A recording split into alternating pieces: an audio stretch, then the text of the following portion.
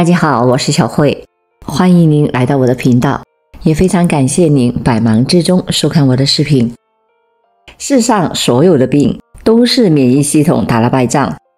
偶然身边又多了一位患癌症的朋友，对于他生病我没有感到意外，因为他的家庭关系一直很糟。人在家庭里承受的煎熬、抑郁、伤痛都会沉淀在身体里，你的大脑暂时忘记了，可是你的身体会一直的记得。世上所有的病都是免疫系统打了败仗，所有的委屈、纠结、愤怒终将化成一场免疫风暴。在西医经验可知的范畴里，仍然有很多突发性的疾病，没有人知道具体的疾病诱发的原因。现代人越来越容易患各种各样的病，是因为不注重健康吗？绝对不是。太多的人不惜重金把精力花在了养生上，但这种想法是单纯的把身体看作了一个机器，忘记了身心甚至是身心灵一体。不要低估自己的免疫系统。我们一直低估了身体的智慧，身体里有着一套精密的免疫系统。我这里说的免疫系统不仅是西医所说的狭义的免疫系统，还包括了自我诊断、人体的资源管理、自我修复以及再生。当我们产生各种各样的情绪的时候，最先攻击到的是身体的免疫系统。70%以上的人都会以攻击自身的身体器官的方式来消化自己的情绪，这是导致出现疾病的最大原因之一。不同的情绪会攻击不同的器官。我国中医的古老智慧就曾提出过，肝主愤怒，肾主恐惧，肺常哀伤。有人做过一个实验，把猴子吊起来，并不是给予电刺激，是猴子一直处于焦虑不安的情绪中。不久，猴子便得了胃溃疡，采用纤维胃镜、X 光、脑电图以及生化对胃的病理机制进行了研究，发现胃病的发生与大脑皮层过度兴奋或抑制植物神经功能的紊乱密切相关。研究表明，导致免疫系统出现问题的情绪排名前期的依次是生气、悲伤、恐惧、忧郁、敌意、猜疑及季节性失控，如夏季频发的争执和摩擦，秋冬抑郁患者会比平时多很多。有时候，经常性的负面情绪才是疾病的幕后黑手。知名的心理咨询专家约翰内辛德勒曾碰到过一个病人，当时他所有的病症和胆囊炎一模一样，所以约翰为他注射了3针的止痛剂，在他病情日益严重的情况下，还为他进行了胆囊的摘除手术，这始终没有治愈他的疼痛。最后才发现，他的疼痛是儿子前往部队情绪紧张所引发的腹部疼痛。等他儿子回到家里，他的病痛就不药而愈了。这听上去是不是觉得很神奇、不可思议？但不为人所知的，并不代表着不存在。情绪正在以一种悄然的方式主宰着你的健康。如生气、愤怒的时候，胃出口处的肌肉就会被挤压，引起消化道的痉挛。心脏中的冠状动脉挤压严重，也将引起心绞痛，甚至是致命的冠状动脉痉挛。情绪像水，稳定的情绪是涓涓细流，滋养万物；不稳的情绪则是咆哮波涛。人们只喜欢好的情绪，比如快乐，而把负面的情绪，比如悲伤、恐惧压抑下来，等到来不及时，才想起我们本该好好珍惜自己的内心。3. 身体不适和病症是内心的呼喊和求救信号。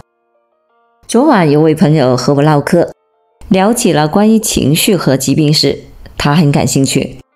他问我弟弟少年白头是什么情绪引起的？我说，可能是我已经非常尽力了。他问怎么缓解？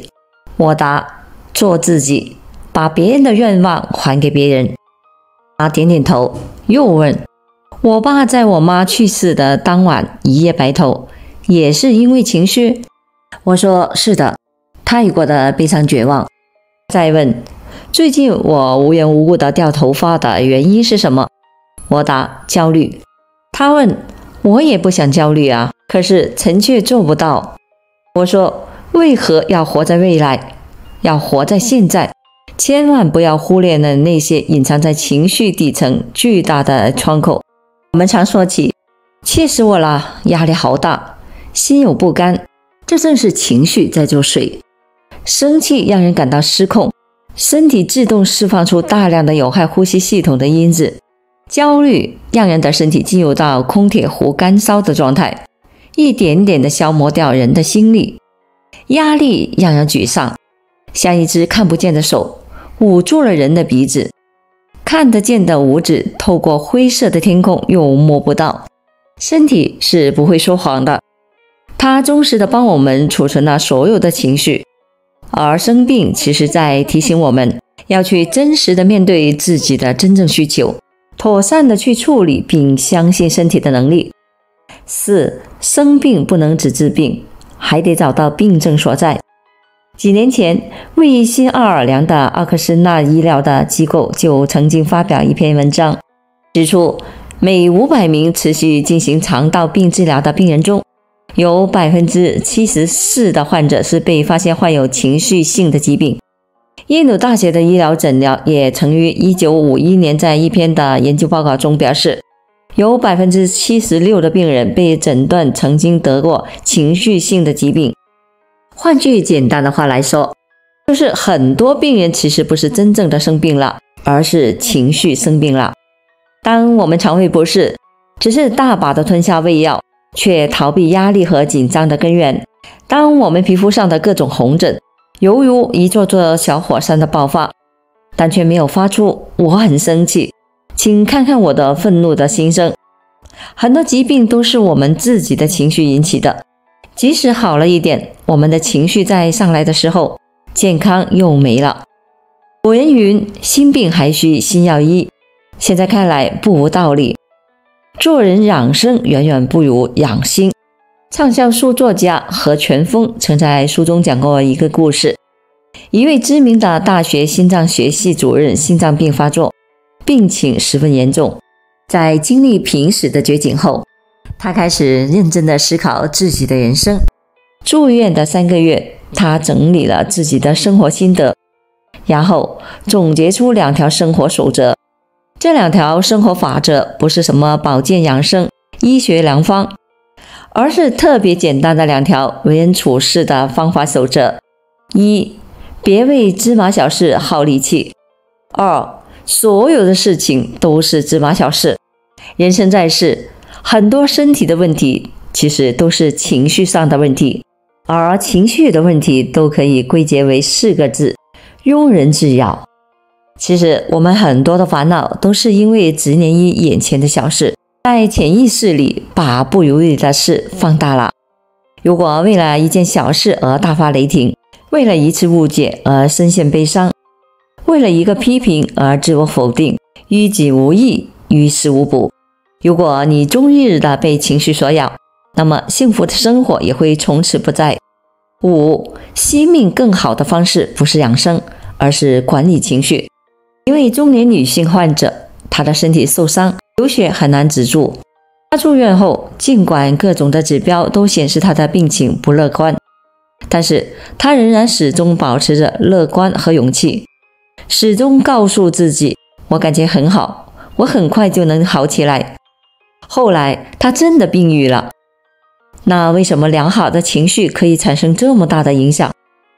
良好的情绪可以在缓解因坏情绪而产生的压力，以恰到好处的方式来刺激脑下垂体，从而使内分泌的功能达到了最佳的平衡状态。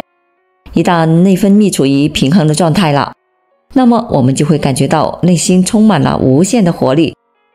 懂得爱自己不仅仅是住最好的房子，吃最精致的佳肴，而是你比谁都能够关心自己的情绪，比谁都更敏锐地察觉到身体发出的信号。什么时候疲劳到了一个的临界点，你就需要休息；什么时候将病未病时，你需要尽量地管理好自己的免疫系统。你要比谁都更清楚知道自己的情绪和身体正在哪个点上，然后去消化它。痛苦的时候哭出来，发泄情绪并不是一件丢脸的事。愉快的时候我们就笑出来。你会发现，活着是一件再好不过的事情。从今天起，不要盲目的去追求形式上的养生，不要人云亦云的去焦虑的找养生的良方，用实质的行动养好你的情绪，比任何养生都有用。好了，朋友们，今天所分享的视频内容就到这里了。制作视频不易，朋友们，如果您觉得我分享的视频内容对您有所帮助的话，就请您给我点个赞吧。您的每个留言和点赞都是我进步最大的动力，也非常欢迎您到评论区分享您的生活经验。非常感谢您的支持和鼓励，我们下期见。